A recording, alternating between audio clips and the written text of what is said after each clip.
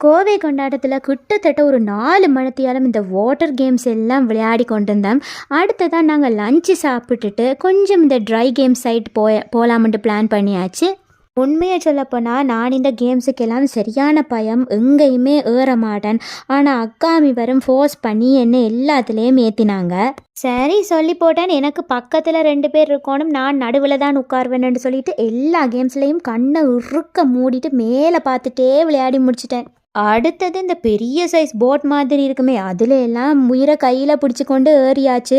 6:30 மணியோட நாங்கள் கோவை கொண்டாட்டத்தை காலி பண்ண வேணும். அப்படியே வழிக்கிட்டு வார வழியில் ஜேஆர் பேக்ஸ் போயிட்டு நல்ல சுட சுட காஃபி, பப்ஸு, ஜாம் கேக் இதெல்லாம் சாப்பிட்டாச்சு. குட்டீஸ் எல்லாம் ஊருக்கு போன பிறகு நைட்டு டின்னருக்கு எனக்கும் அக்காவுக்கும் மாமிக்கும் பக்கத்துலேயே ஒரு சின்ன ஒரு கையேந்தி பவன் இருக்குது. அங்கே போய் தோசை, முட்டை தோசை இதெல்லாம் வாங்கியாச்சு. பாய்.